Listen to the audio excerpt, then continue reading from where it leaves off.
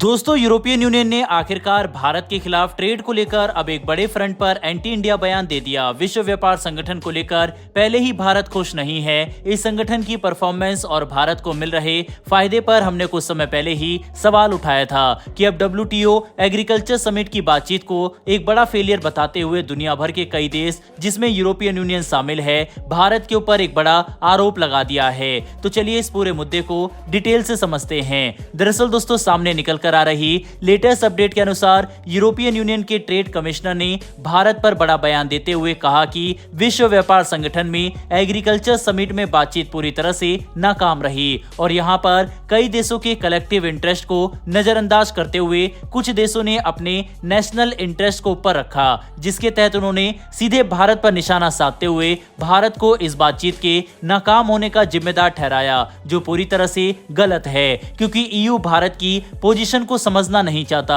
दरअसल दोस्तों, मुख्यतः यहाँ पर विवाद एग्रीकल्चर के सेक्टर में दिए जाने वाले सब्सिडी को लेकर है, जिसमें विकसित देश चाहते हैं कि जो सब्सिडी दी जाती है वह खाद्य पदार्थों की वैल्यू का 10% होना चाहिए, इससे ज्यादा नहीं। अब विकसित देशों में तो इस इंसेंटिव को लेकर कोई परेशानी नहीं है, लेकिन भारत को इससे काफी परेशानी है। इतना ही नहीं बल्कि यहाँ पर सरकार द्वारा खरीदे जाने वाले खाद्य पदार्थ और उत्पादों का एकत्र किया जाना भी विश्व व्यापार संगठन को पसंद नहीं है और ये लोग ग्लोबल स्टैंडर्ड के सामने भारत को कमजोर करना चाहते हैं। लेकिन EU और WTO को ये बात बिल्कुल भी समझ में नहीं आती कि भारत के अंदर एग्रीकल्चर की स्थिति वैसी नहीं जैसे कि विकसित देशों में है। अगर हमने अपने किसानों को इंसेंटिव और MSP जैसे फायदे देने बंद कर दिए तो हमारे देश में करोड़ों लोगों को नुकसान हो सकता है।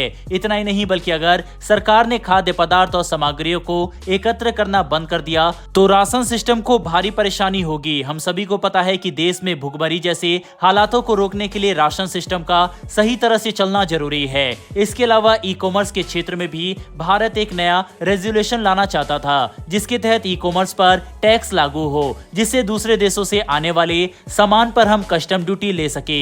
लेकिन अब यह कानून नहीं बन सकेगा और मौजूदा स्थिति अगले 2 साल तक जारी रहने वाली है। यानी कि इस जगह पर भारत को अपना मन छोटा करना पड़ा। हालांकि एग्रीकल्चर के मामले में भारत ने खुद को मजबूत बनाए रखने और फिशिंग इंडस्ट्री को सपोर्ट करने के लिए भी भारत ने अपने नेशनल इंटरेस्ट को ऊपर रखा। भारत की तरफ से इस तरह की पोजीशन देखते हुए यूरोपियन यूनियन के साथ ही अमेरिका और ब्रिटेन जैसे कई देश भारत के खिलाफ हो चुके हैं। इन देशों ने भारत को यूरोपियन यूनियन की तरह सीधे टारगेट नहीं किया, लेकिन कहा कि WTO में हो रही बातचीत इसलिए पूरी तरह से नाकाम रही क्योंकि यहाँ पर नेशनल इंटरेस्ट को ऊपर रखा गया और ब्रिक्स के कुछ देशों में नहीं बनती, जिसमें भारत और चीन की बात कही गई। लेकिन चीन द्वारा जो रेजोल्यूशन लाया गया था वह पश्चिमी देशों के हक में था, भारत के नहीं। इसीलिए हमने अपने नेशनल इंटरेस्ट को बचाया और इसमें हमें माफी मांगने की कोई जरूरत नहीं है। वैसे दोस्तों, जिस तरह से WTO का मुद्दा लगातार बढ़ रहा है और भारत ने हाल ही में ये बात WTO को कही कि इसमें एक प्रावधान होना चाहिए जिसमें अगर कोई देश चाहे तो इस संगठन को छोड़ दे। भारत द्वारा कही गई ये बातें भी इस तरफ इशारा करती है कि अगर WTO में सब कुछ सही नहीं रहता तो भारत आने वाले समय में WTO को भी छोड़ सकता है। बहरहाल बढ़ते हमारी दूसरी अपडेट की तरफ। तो दोस्तों, ये खबर भारत के लिए काफी इंपॉर्टेंट है क्योंकि हम एक ऐसा कदम उठाने जा रहे हैं जिससे श्रीलंका और ऑस्ट्रेलिया जैसे मित्र देश का इस्तेमाल करके हम अपने लिए क्रिटिकल मिनरल सप्लाई को सुनिश्चित कर सकते हैं। भारत का ये कदम साउथ अमेरिका और चीन जैसे देशों पर से भारत की डिपेंडेंस को कम करेगा और हमें भविष्य में आत्मनिर्भरता की तरफ ले जाने में मदद करेगा। तो चलिए इस अपडेट को भी डिटेल से समझते हैं। दरअसल दोस्तों, लेटेस्ट अपडेट के अनुसार भारत श्रीलंका और ऑस्ट्रेलिया में कई जरूरी खनिज पदार्थों की खोज शुरू कर चुका है। बता दें, श्रीलंका में ग्रेफाइट के बड़े भंडार है जो 1.3 मिलियन टन हो सकते हैं। साथ ही श्रीलंका के अंदर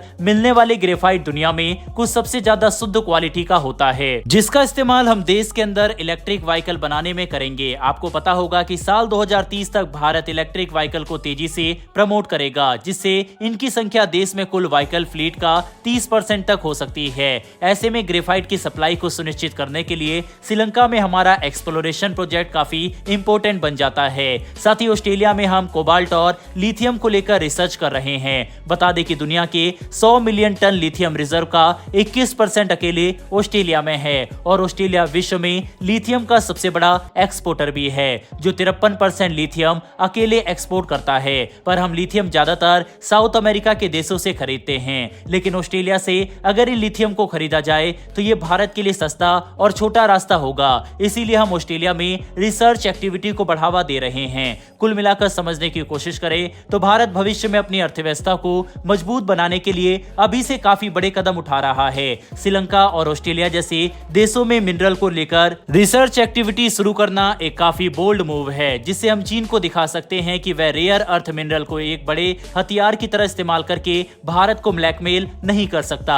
बहरहाल दोस्तों, इस वीडियो में इतना ही। दोनों ही खबरों के ऊपर अपनी राय कमेंट बॉक्स में बताइएगा। साथ ही अगर आपको वर्ल्ड अफेयर से जुड़े टॉपिक में इंटरेस्ट है तो नीचे दिए गए सब्सक्राइब बटन को प्रेस कर बेल आइकन को दबा ले, जिससे हमारी आने वाली डेली वर्ल्ड अफेयर से जुड़ी ऐसी वीडियो आप तक सबसे पहले पहुंच सके। फिर मिलेंगे ऐसी एक नई वीडियो के साथ। धन्यवाद। जय हिंद।